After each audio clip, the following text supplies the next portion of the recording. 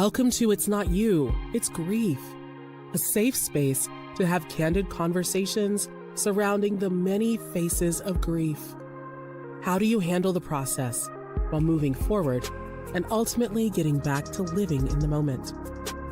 Come on this journey as we navigate grief through the art of storytelling. And now for your host, Ahira Smith.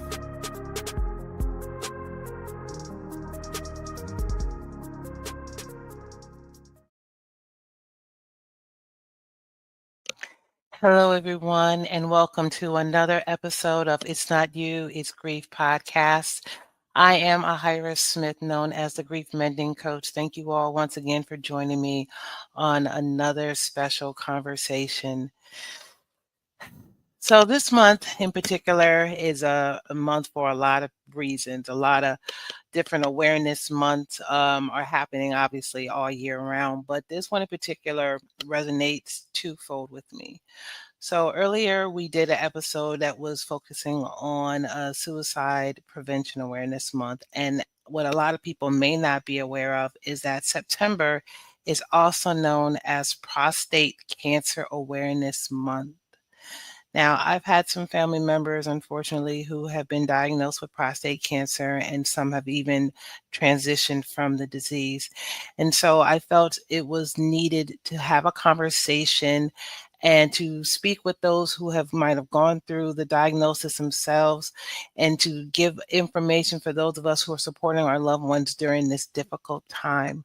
And it just so happens that I was able to find somebody who was brave enough to want to come and share his journey, share his story, and to help educate those of us who are just, again, not knowledgeable about prostate cancer.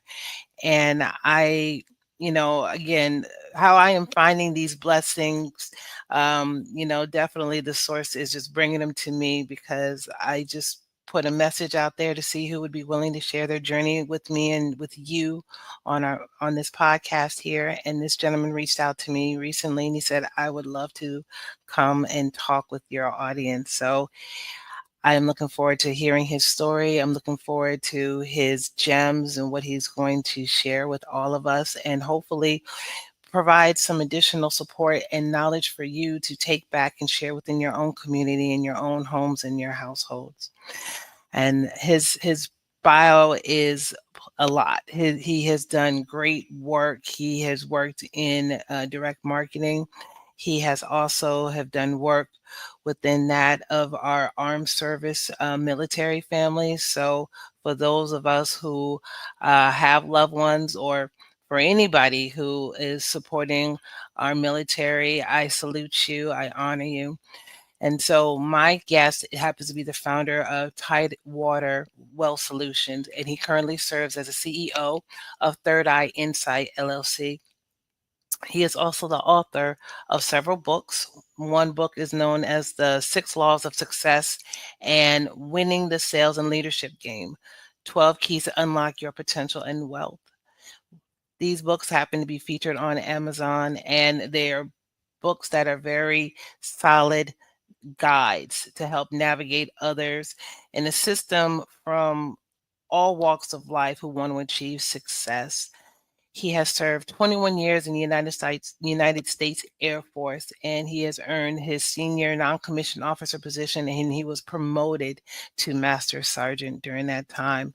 And after his military career, he transitioned into corporate America as an executive director for an engineering firm, and spent multiple years from there working in the area of sales, direct marketing, where it's just received plethora accolades, just not only for his work ethic, but also for his leadership, and being somebody who sets an example on what it means to go through different trials and tribulations, but still reach the other end in a positive light and success. And I just cannot wait to share him with you all, and him sharing his story, his passions with us regarding this particular topic, and maybe some other things that could help us along the way as far as being successful in all walks of life. And so, ladies and gentlemen, without further ado, I'd like to bring to the stage Mr., or I should say Coach, because he is a coach too, Coach Tony Barkley. Hey, Coach. Well, great morning. Great morning. How are you today? I'm doing well, sir. I'm doing well. Thank you so much again for agreeing to do this. I am very honored and humbled that you're here. Well, first of all, when you were reading that bio, I was like, well, who is she talking about? Had me turn a little purple over here. Yeah, you know I'm talking about you because it ain't me. Yeah. Well, before we get started, I want to salute you and congratulate you for what you're doing on your platform. There's a quote that simply says, it's not about what you gather, it's what you scatter Mm, that yes. tells what kind of life you lived. And so you're living that life. You're Wow. sharing this information on your platform. And I'm just blessed and honored that you allow me to be a part of it today. Oh, likewise. Thank you so much. The feeling is mutual. Thank you, thank you. And so we're going to get into all of that. But first, please tell my audience who you are. Who is Coach Tony Barkley? I know you're wearing many hats, and I know you're one and the same. But who's Tony? Who's Coach Tony? Well, Coach Tony is what one would consider an average and ordinary person who was blessed to do some extraordinary things. You know, grew up in an orphanage as a young boy. Mom wanted to keep us off the streets of Philadelphia, so she made that decision to send us to the orphanage. And I believe some of the best decisions that a person could make, particularly a mother, are the tough ones. So she made that decision, and so was fortunate to graduate from that school. And then, as you know, went on to serve in the military.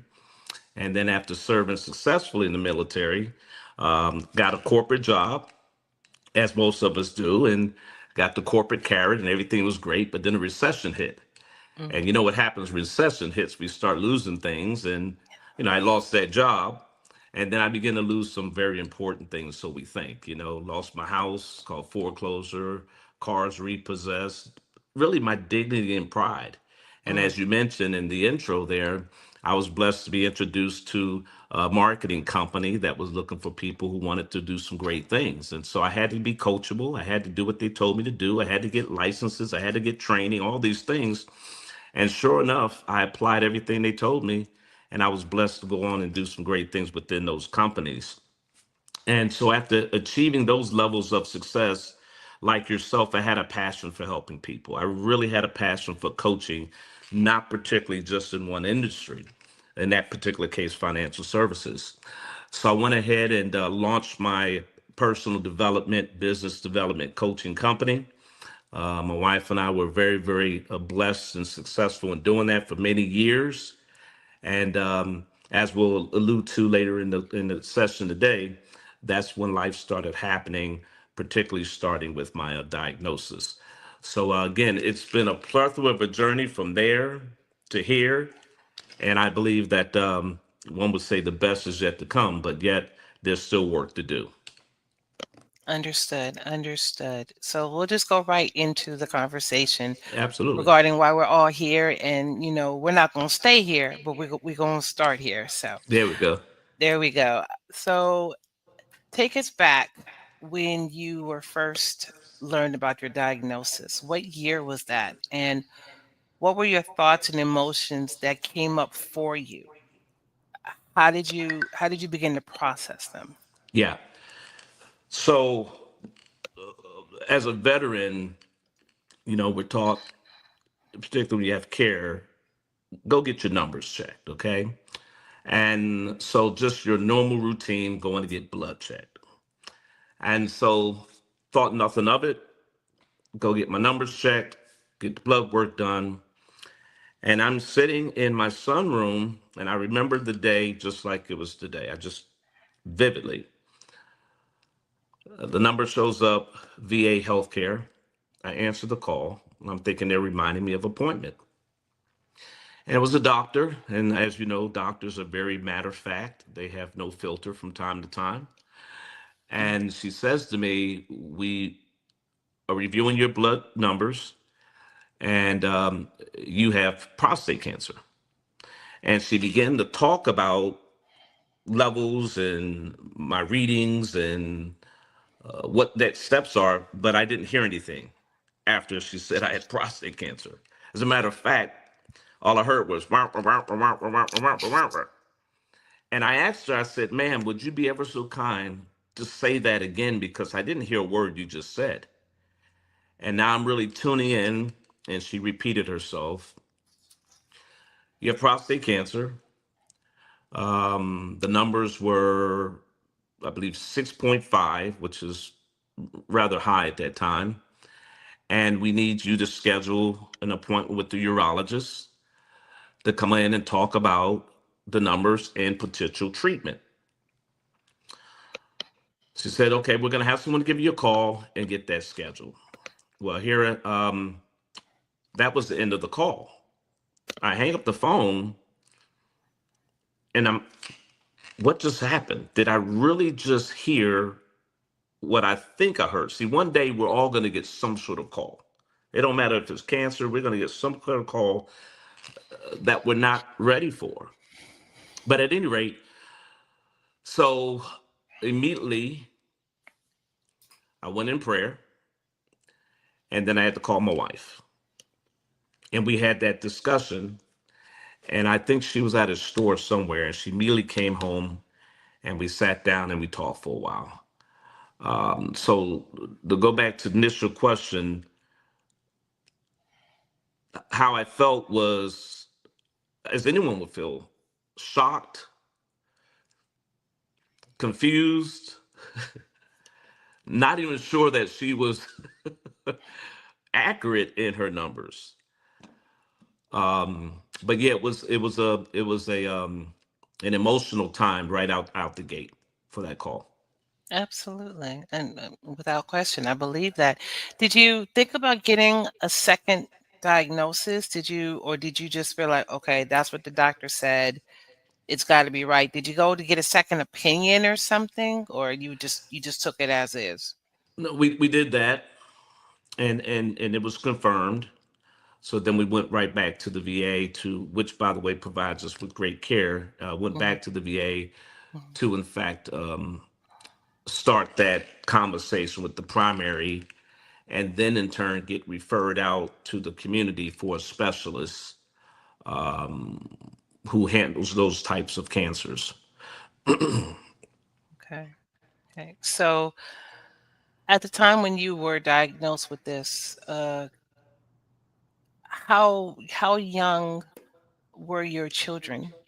And did you tell them right away, or did you kind of hold off to see, what was this, what stage this was? Because I know you said you had that conversation immediately with your wife. So what was the conversation like with your kids? Did they know immediately? Did you wait till you were about to start treatment? And how did that resonate with you? Yeah, yeah. So the first question: I have three beautiful children. My son, who's 36, my daughter, 33, and then my other daughter, 22. So sad. So Yeah, sad. You yeah, said in yeah, your memories. yeah. Those are my babies, Yes, sir. and Yes, of sir. course some grandbabies as well. But no, we had to sit on it for a minute. We had to, my wife and I, come to terms with a little bit and decide how we were going to share it with our children. Because as parents, we want to protect them and prevent them from any other worry and concerns and fears. Life is tough enough as it is, but we did understand at some point in time we would have to bring it to their attention. Okay. Do you recall a specific interaction or moment that really stayed with you when you decided to share this, not only with your children, but with other people in your close circle? Yeah, I believe that we all have some sort of purpose in life, and that's something we'll probably cover later. But in all my different experiences, trials, tribulations, struggles, challenges, you name it, I believe God positioned me to serve as an example, directly or indirectly. So, in my mind, if I'm going to share this, because for oftentimes I've achieved a lot of different successes, and this was the first really moment that, okay, this is not a successful thing. Of course, getting through it could be, but this could show that none of us are invincible. Okay. And that, bad things happen to good people. So to go back to your question, my thought was not only with my children and my family, but let's get sharing this eventually with others that could maybe help position them and getting themselves treated or cared for, which is something we created, and I'm sure we'll discuss that later in the call. Absolutely, absolutely. Did you notice any type of changes within the relationships? Because here's the reason why I'm asking. Our support system is essential. Oh yeah, Without question, it is essential. It's important. Being mindful of those people who are close in your circle who are there to help you. And then you have those who unfortunately can't handle it.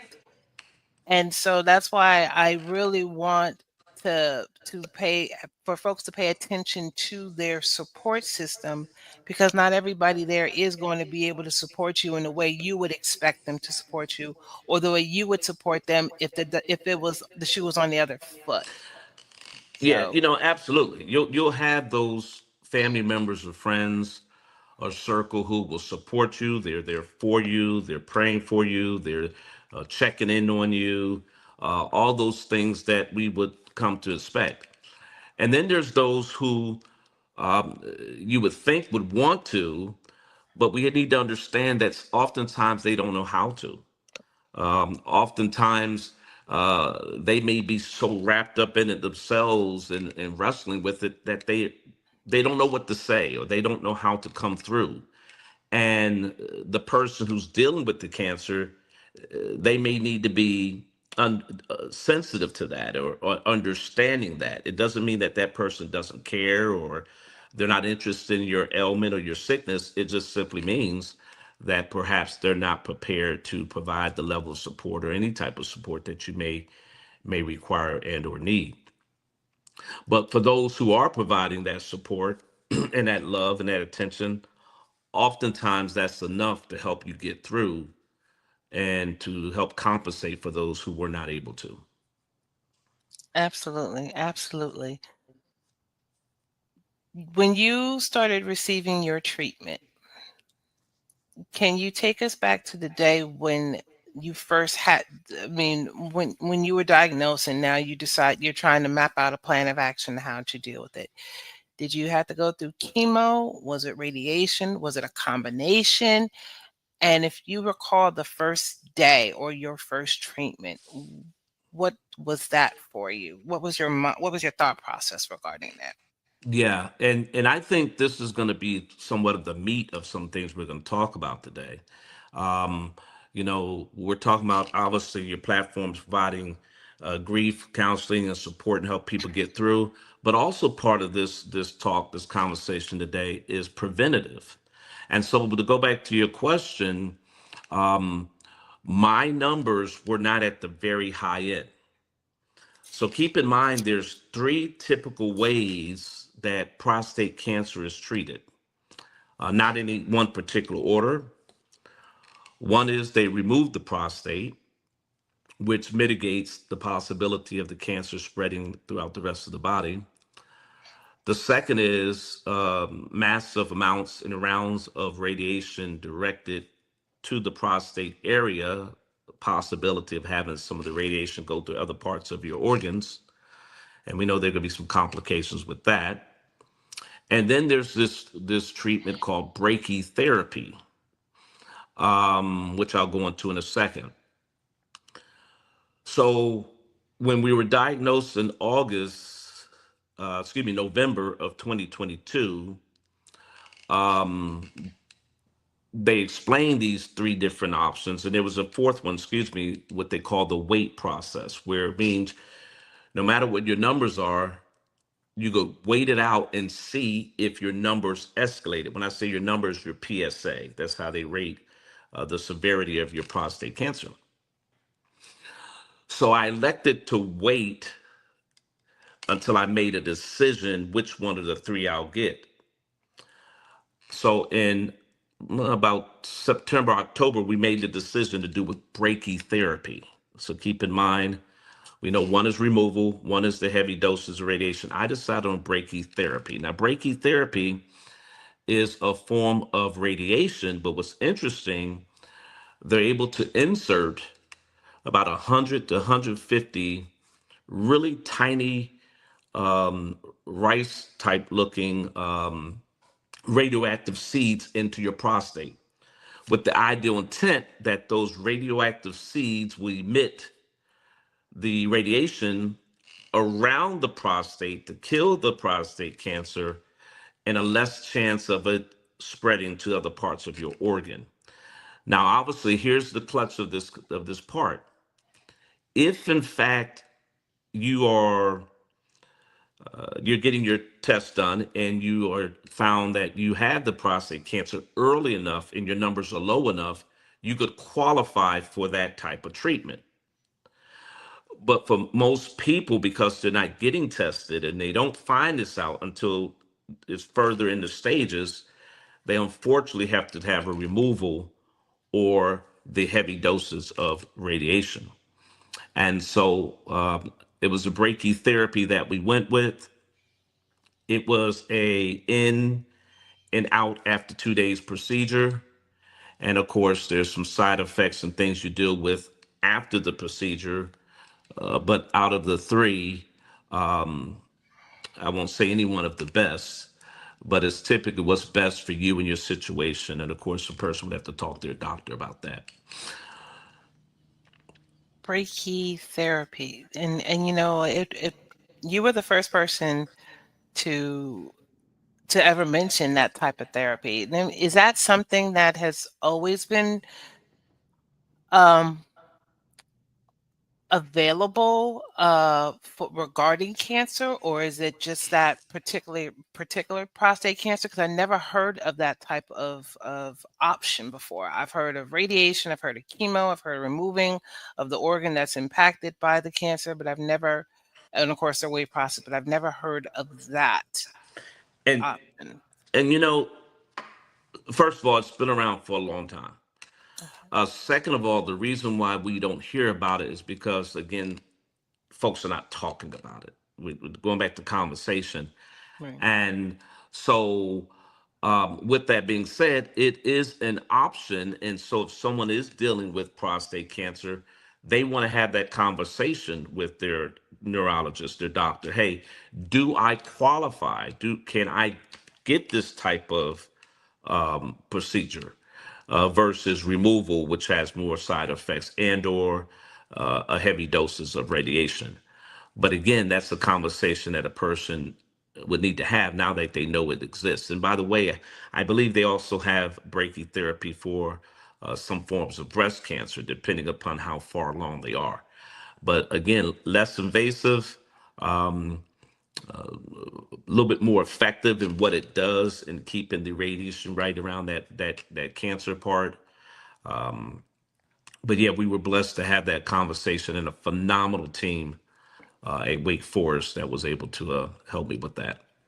Wow. Okay. And so again, I'm being educated too here because I've had people who classmates who unfortunately have been diagnosed with prostate cancer, or even as you just mentioned, breast cancer. And just to hear about brachytherapy, now I'm wondering whether or not that is something, like you said, these conversations need to be held on a more consistent basis. Now I'm wondering, is that something where if people know for a fact that they have those types of cancers in their family historically, is it something that people need to, people could even, I don't know, I say pre-qualify for that type of treatment? I know you're not a medical doctor, but I'm kind of wondering if somebody has, hey, I have prostate cancer in my family. I'm 47 years old. You know, maybe I should ask my physician about this brachytherapy to see if I can qualify because I have a history of it, even though my prostate's fine, you know? So I Yeah, kind of wonder about that. yeah, and not being a medical doctor, but obviously we had to do a ton of research in what route we were going to take. I don't believe that a person could say, "Hey, I have a history. Let's go ahead and put these seeds in my prostate as a pre-measure." But Okay. I do know that the best way is men go get your numbers checked. So that if you do have elevated PSA and you're diagnosed with prostate cancer, then if you catch it early enough, then you qualify, and then we use that term, you qualify for that. But if it's too further down the road, you won't be able to get that less invasive type of treatment. But that's a great point and or question. Yeah, my mind is going in circles now, but so kind of switching it a little bit. Sure. Why do you think it's so difficult for men to get checked with their health regarding prostate, or just, well, we're focusing on prostate, but why do you feel that it's not happening as often as it should, especially with all the medical advances that's being made out there thanks to technology and all this other stuff? Why is it still difficult for men to go get checked? All right, so here's my coaching hat. Okay, so let me put it on. Bring Yes, sir. Put that coach on. Boop. I think oftentimes it's pride. I think oftentimes it's egos. Yeah, I said it. And let me You just said say, it, I didn't, but okay. let me just say this. And I know there's some men saying, "How dare you?" But let me prove my point on this one. And I thought about this. Men, we go and get our cars checked for tune-ups. We go get the oil change. We'll go get the filters done. We go get our phone service and we download the upgrades. We download the software updates. We do all these things for these materialistic things, but yet we don't go and get ourselves a oil change or a tune-up or update.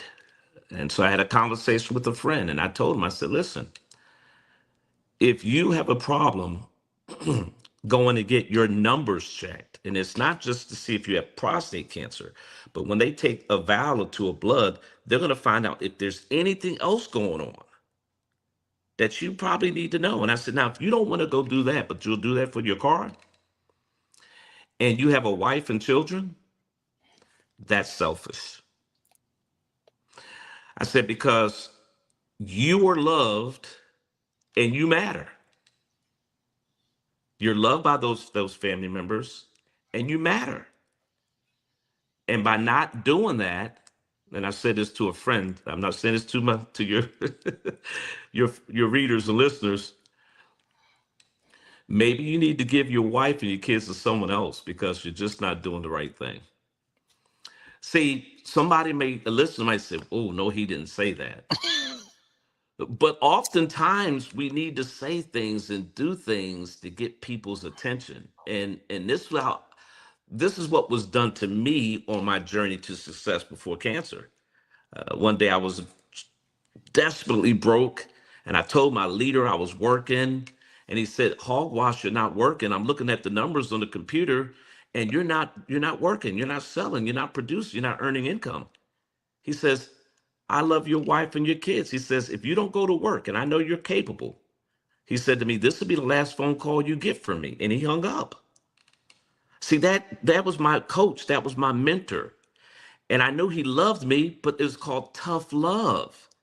And we as men, we need tough love. But because of that call, as you read in the bio, I moved to a brand new city and state.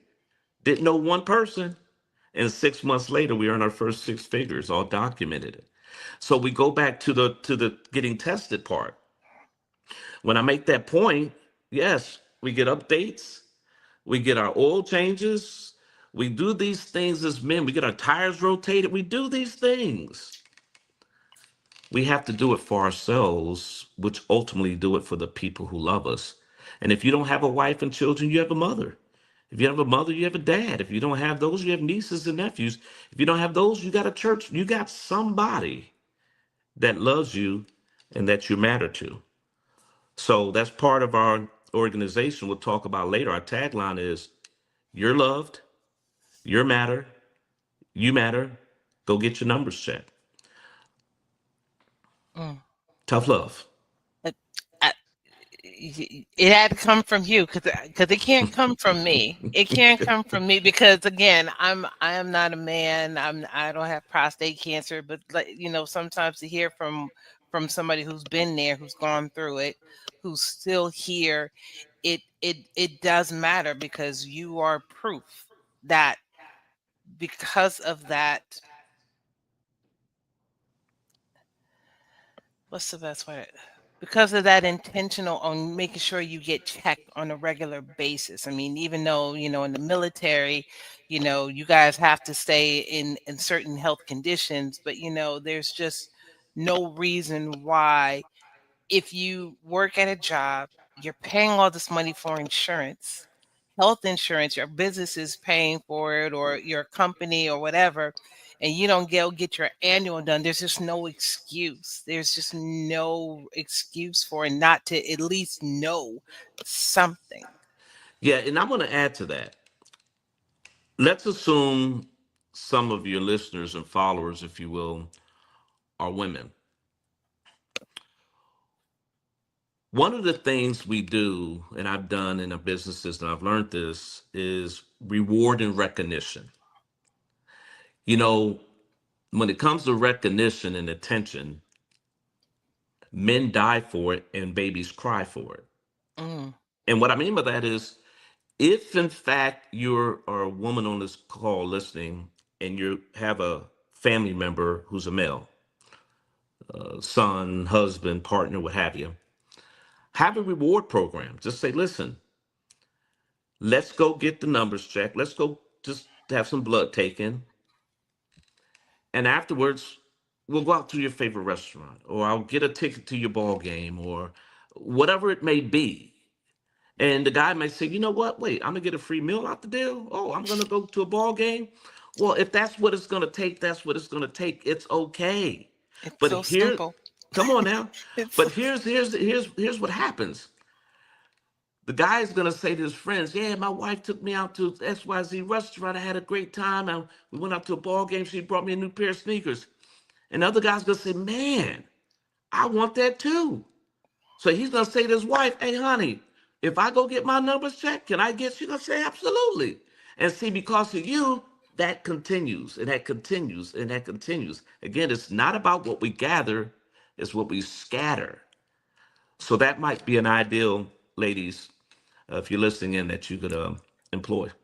listen, it's everybody wants to have some sort of peace in their household, in their homes. Yes, ma'am. There's a difference between nagging and encouraging. Yes, You know ma'am. what I mean? And that goes both ways, and so I definitely like that rewards program. I think a lot of times when we're thinking about our health and particularly our physical and our mental health, we can tell who is more intentional on taking the necessary steps to get better and those who aren't. And even I've noticed changes from the generations, from the baby boomers to the Gen Xers, which is my group, to the millennials, to the Gen Zs, and all down. You can just tell where people's minds are, or where how high they place their own well-being. Mm-hmm. I um I'm part of an organization, and I'm part of a collective group of full of our organizations, and one of the things we always used to hear was what excuses are tools of all of that. But where I am right now in my life, how I flip the script when it comes to excuses, and I have to give credit to the where I heard this from. It was from a motivational speaker, Les Brown, who said, "Our excuses reveal our priorities." Mm.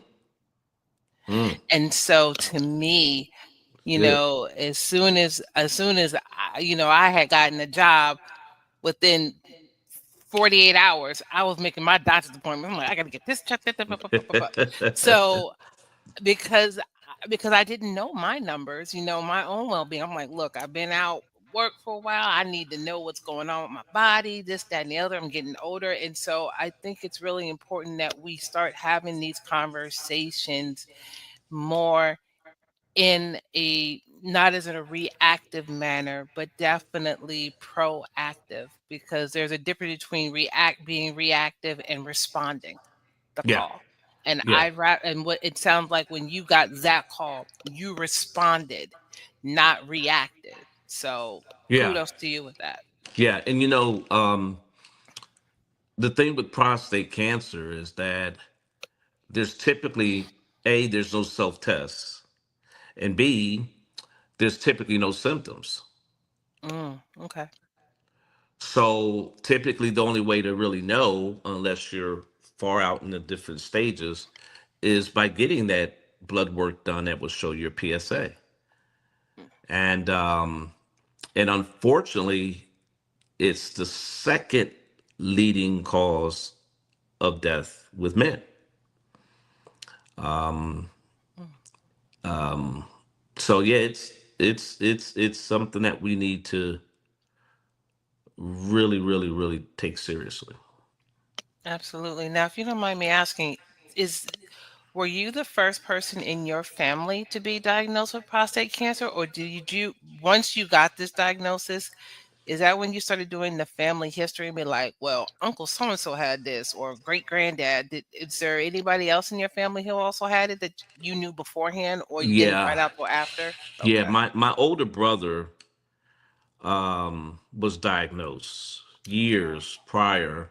Oh, wow. He and I very close, and I remember when he was diagnosed and when he made the phone calls and the treatments he had to go through and how it affected him to a certain way. And you never think that again it would happen to you. Now, because of our relationship, I was blessed to be very supportive to him, and but because he had gone through it, he was able to help me. I didn't think about us having this conversation.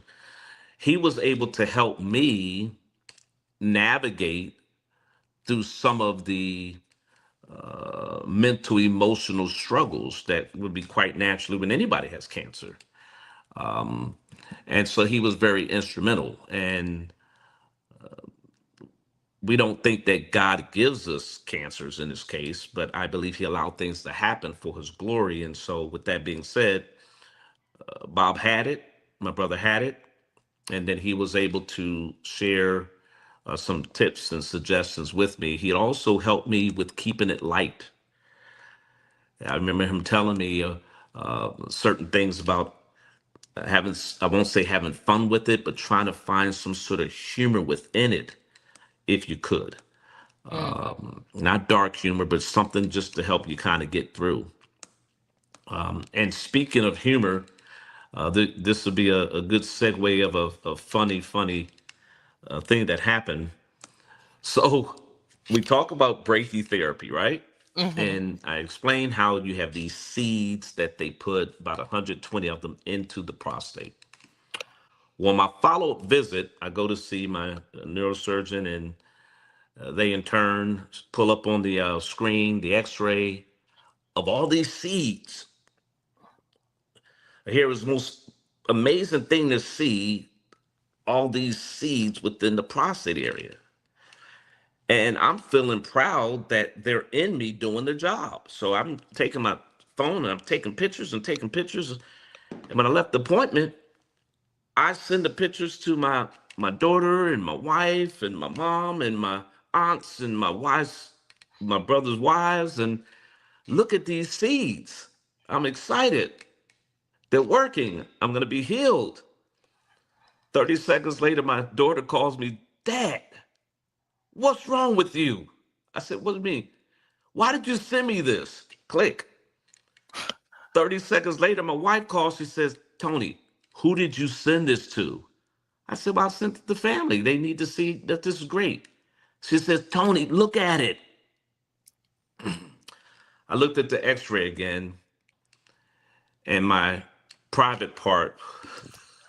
Oh God. I knew it was going there. I knew it was going. I was just like, I hope he put a little smiley No, face over. no. And so, no, that's not funny. And I'm laughing. I'm laughing with you. so, so, so my daughter it went to my brother's wives and my mom, and Scarred for life. yeah, right. So speaking of scars, so 2 years later, unfortunately, I had some spine surgery and a Mm, couple discs removed, and of course, with some plates and screws. And so, mm, I take pictures of that, and I tell my daughter, "Hey, I want to send you the mm-mm. picture." She said, "Don't send me no more X-rays. I don't want to see Right, nothing else." right, right. Just no. Yeah, yeah, Nah. We that once you cross that threshold, you just never look at your parents and say, "Wait," be like, "This is a lot.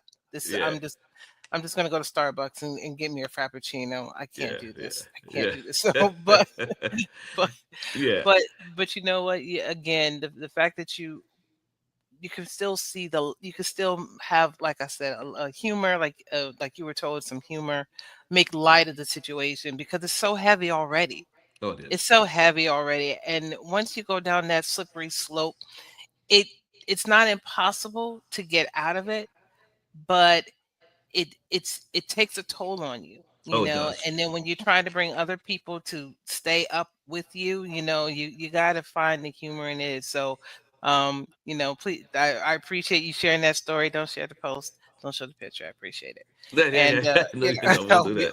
hopefully deleted it, but because we're like, oh, I want to see what the Reiki. No, we don't need to see the Reiki seeds. We just know it's seeds. Just know it's seeds in the prostate. We're Yeah, good. So switching it over a little bit, because of this experience, now you have decided to take it to the next level, not only within that of your family and sharing your stories with others, but also now bringing it to a larger group, masses of people, with your organization. And I would love for you to share. And I know I just kind of gave a little hint on what the name of your organization is, but to provide additional information on this wonderful organization that you and your wife have started, to help people not only, again, have these conversations and taking more an initiative and getting checked, but preventive methods, but also being proactive when those numbers come back in a different outcome. yeah, So tell us about this organization you're so yeah. passionate about. you know, there's a quote that simply states, "In every failure, challenge, or setback carries with it a seed of equivalent or greater benefit." And that's by Napoleon Hill. And so once we got through the Breaky treatment and things were looking better, oftentimes we all ask ourselves why sometimes. Um, we may be asking ourselves, or should ask ourselves, well, why not you? And then the other W is what next? So it was on my heart. I believe God was really speaking to me in that you've achieved a lot of different things in life. You've had many failures and setbacks, but I brought you through this cancer so now you can continue teaching, coaching, and sharing, but in a different realm. So I got to thinking, well, what's the issue here? The issue is people just not aware. They're just not, again, going back, getting screened and or tested. So we decided to launch the Share and Shine organization. And a lot of that revolves around what we've done, my wife and I, most of our lives, but just our personalities. I'm more sharing information, teaching and coaching. She's more shining with her amazing personality, hence her nickname Sunshine. So when we talk about share and shine, even in your way, you're sharing and you're shining. We share information and we shine by being an example. So the Share and Shine organization has two missions. One is to share awareness on the importance of cancer screening and testing to help preserve and extend life. See, unfortunately, people are going to have cancers.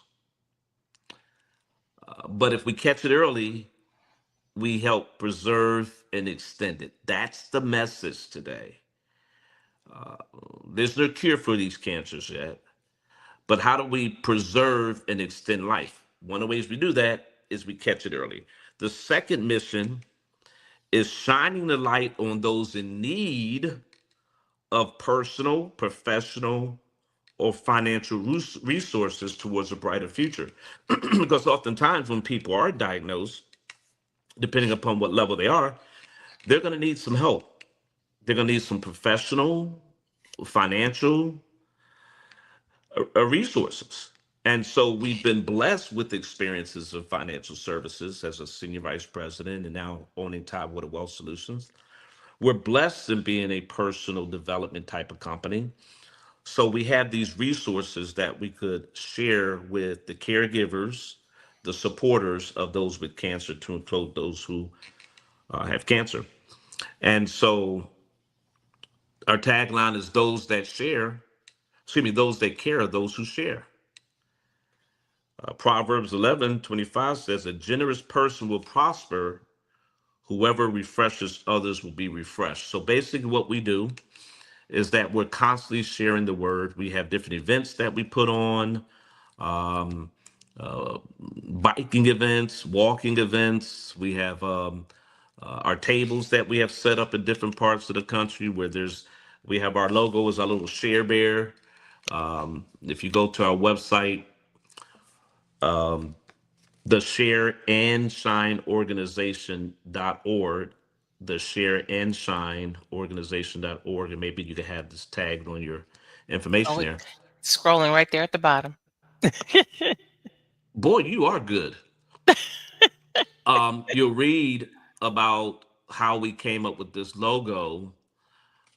We have a sister, God bless her, a sister-in-law who was diagnosed with breast cancer, and unfortunately, it was too far in stages, and her and her family worked like the Dickens to help her live a better life and fight this thing, live. Unfortunately, she lost the battle. And one of the things she said to us, some family members who were there a month or so before she passed, she told us, she says, forgive others, use your gifts and talents, and live life. But when we went to go see her, we were thinking, what can we bring her? So my wife just went in her little she shed and she got this bear. And I'm saying, babe, you got to give her something better than a little bear. So my wife gives her this bear, and my sister just held that bear and loved on that bear the whole time we were there. She was just rubbing it and touching it and feeling it. And at night, it came, the share bear. That's what we came up with, the share bear, in honor and memory of her. And we all need to be sharing. We all need to be shining. We all need to be cuddling. We all need to be there for each other. And we have sponsors. We're constantly looking for sponsors who were able to put their information on the website and our marketing material as we go around the country. And we're always looking for donations to help us continue in our efforts to get the word out. And that's the thing. We just get the word out. You're loved. You're mattered. Go get tested. And so we're very, very excited about this being the next chapter of our lives and what we plan on doing for the rest of our lives and serving others. So we're very, very proud and excited of that. And that goes back to the quote I said earlier. In every adversity, failure, setback, or challenge, there carries with the seed of equivalent or greater benefit. In all of other businesses, we ran them for profit. This is a nonprofit. But at the end of the day, we're still making a difference. And because of my cancer, there's a lot of people who will not necessarily not get cancer, but find out early enough to get the proper treatment. And so that's the seed of equivalent or greater benefit, and that they also could be survivors. The American Cancer Society provided me this. I was part of their Relay for Life program, and I wear this very proudly as a survivor. Absolutely. And honestly, Coach Tony, I don't even see you as a survivor. I view you as a thriver Amen. because you are a walking testimony in terms of you being present and continuing to stay in the fight to help others continue the fight along with you. So I don't see it as a thriver. I see you as a thriver. I don't see you as a survivor because I, there's a difference with that. You've taken something that obviously that happened to you. Like we said earlier, God didn't do it to you. It happened to you. And you took something that was very personal and decided to be brave enough to fight it and to help others find that fighting spirit to be present for their loved ones and continuing it on. So it's like kind of like, passing, paying it forward. yes, ma'am. So I received I'm that. I'm just very honored and humbled for you being on this platform and for educating me and my listeners and viewers on how important it is to be intentional when it comes to our numbers and to make sure that we continue to encourage others to just be just to make sure we put ourselves first. We can't help other people if we don't take care of ourselves. Amen. I've known people who had health insurance and worked at the same job for 30, 40 years, and they went on, unfortunately, being diagnosed with a type of cancer that, when they finally decided enough was enough, it was so far advanced it was too late. And it's like you have these things here, like you said, people are going to get their oils changed for their cars. They're going to find out what's wrong with their cable network. They're going to find out what's going on with their we what is their gaming console. They'll do all these things here to find out what's going on for those material things, but yet the body itself is nothing to play with. Right. So I just appreciate you for continuing to be present, because you could have been like, all right, I'm good. What's for you is going to be for you. Good luck with that. Make sure you have your support system in place. Come to the walk and that's it. No, Right. you have moved this to a whole nother level. And I'm very thankful to have you as one of my guests to talk about Prostate Cancer Awareness Month through your organization and through your testimonial and through your examples. So thank you so much. Absolutely. It's been an honor to be on this call and an honor to have met you. And again, Likewise. you truly are a superstar. So you keep doing what you're doing, and to all your listeners and subscribers and all that, continue to tune in with this young lady because quite No. naturally, we all can make a difference while making an impact. That's for sure. Absolutely, absolutely. So I have the information at the bottom in terms of for them to get in contact with you. Is there another platform that you're on besides LinkedIn? Because I know that's how we connected. Is your organization on other platforms? Tell them how they can also reach you besides the website. Yeah, website address. So obviously, the website, of course, on LinkedIn, you can reach me, Coach Tony. Let's see. You also want to just reach me directly if need be. I have no problem with giving my number, because sometimes people just want to reach out. Now, of course, if you're calling and you ask me what's the great stock tip of the day, I will not help you with that. Oh, But you could, okay. yeah. So you can reach us directly there. But at any rate, that's how you get us. We're very streamlined and simple with that, but reach out to us. We'll love to help you, answer any other questions, but also helping you with your other goals and dreams if need be. You mentioned earlier about our other company, the Third Eye Insight Company. And so if you're looking to grow personally or professionally, definitely reach out to us and we could help you achieve some of those goals and dreams. Absolutely. Well, Coach Tony, thank you so much for sharing a piece of your story with us. Thank you for sharing your organization. Thank you for sharing your mission. Just thank you for being you. Thank you for reaching out. And I just continue to lift you up in prayer. Thank you. And I'm going to definitely be speaking with you on another set of a different platform, because I actually have an idea regarding your Share Shine organization, but we'll talk offline with that because I don't Looking want to forward to run that. with it. Yes, But ma'am. for everybody else who joined me on part one of this Prostate Cancer Awareness Month YouTube episode, thank you so much, everybody, for joining us today. We really do appreciate it. And again, it's just sharing the knowledge and hoping these conversations stay consistent. Don't be just one and done. Let's keep the conversations going. We know September is a Prostate Cancer Awareness Month, but as we all know, it can happen anytime, any day of the Absolutely. year. So let's just keep the conversations consistent. Find that tribe, find that strong support system that you need to help get through it, because none of us are able to make it through this thing called life without some type of support.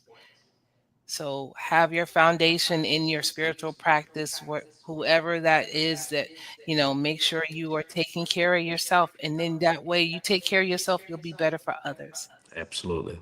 Absolutely. So again, thank you all so much. I am Ahira Smith, the grief mending coach. This is Coach Tony Barkley. Now, I have to ask the question, because I'm sure you've gotten it. Any relations to another well-known Barkley in the sports world? Not mentioning no names like Charles. Is there any relation? I thought you were gonna say Saquon for the Okay. Eagles. Okay, that too. Well, somewhere way down the line that we haven't figured out yet, I'm sure. But if you find out before I do, give him my account number and have him send me You a know couple what? dollars. I You could know always what? use more. Listen. I'm not you know what? You are too funny. I'm not an Eagles fan, but I could be that play cousin. No, Amen to that.